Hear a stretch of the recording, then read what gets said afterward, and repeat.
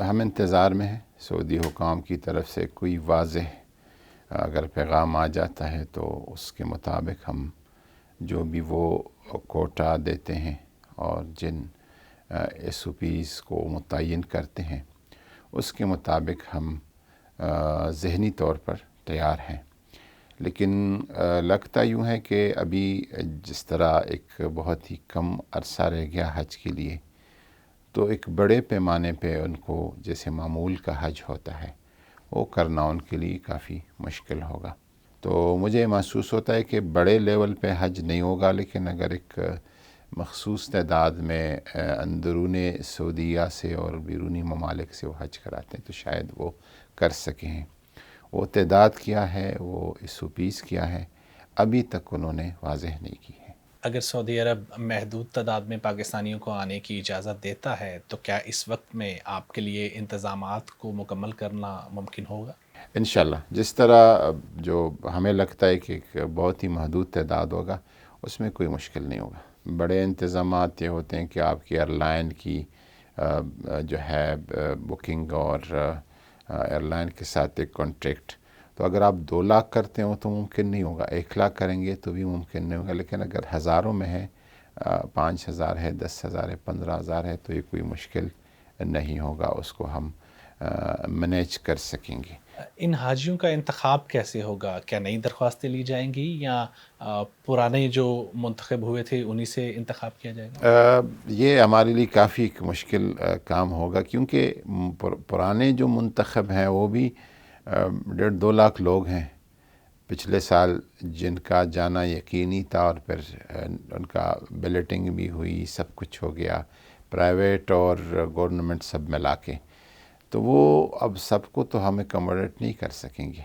اب ان میں سے کس طرح انتخاب ہوتا ہے، تو اس کے لیے کیونکہ جب تک ان کی فگرز نہیں بتاتے کہ کتنے ہیں اور ان کے اخراجات نہیں ہمیں پتہ چلتے، ان کے ایس او پیز ہمیں پتہ نہیں چلتے، تو اس سے پہلے اس پہ کوئی حتمی بات نہیں کی جا سکتی. چونکہ حج ود ایس او پیز ہوگا، اور مثلاً ہوٹل کا جو کمرہ 6 اور 8 لوگ شیئر کرتے تھے وہ میکسیمم 2 لوگ شیئر کریں گے. اسی طرح بسز میں اگر 50 لوگ بیٹھتے تھے تو اس میں 10-15 لوگ بیٹھیں گے. تو لگتا یوں ہے کہ اس کے اخراجات بڑھیں گے. ایک اور مسئلہ جو پاکستانیوں کو درپیش آ سکتا ہے وہ ویکسین کا ہے کہ پاکستان میں جو ویکسین لگ رہی ہیں وہ سعودی عرب میں ابھی تک جو ہے وہ منظور نہیں ہوئی. اس پہ کیا پیش رفت ہو رہی ہے؟ اس میں ہمارا فارن آفس بھی لگا ہوا ہے، ہماری وزارت صحت بھی کام کر رہی ہے. ہمارا جو آفس ہے جدہ میں ڈائریکٹر جنرل حج کا، وہ بھی لگا ہوا ہے ان کے ساتھ، اور پچھلے 1 مہینے سے. اب ہمارے لیے اس میں 2 جو بنیادیں ہیں یا جو دلائل ہے یا جو ہماری بات میں وزن ہے، ایک تو WHO نے وہ والا جو چائنیز ویکسین ہے سینوفارم، اس کو انہوں نے ریکگنائز کر دیا ہے. ریکگنیشن ان کی ورلڈ ہیلتھ آرگنائزیشن کے فورم سے ہو گئی ہے. چونکہ کرونا کے بارے میں ابھی تحقیقات اور ڈاکٹرز کی رائے بدلتی رہتی ہے، لیکن ابھی تک پاکستانی ڈاکٹرز کی جو ایڈوائس ہے وہ یہ ہے کہ ایک ویکسین کے بعد کوئی دوسرا ویکسین وہ ایڈوائس نہیں کرتے.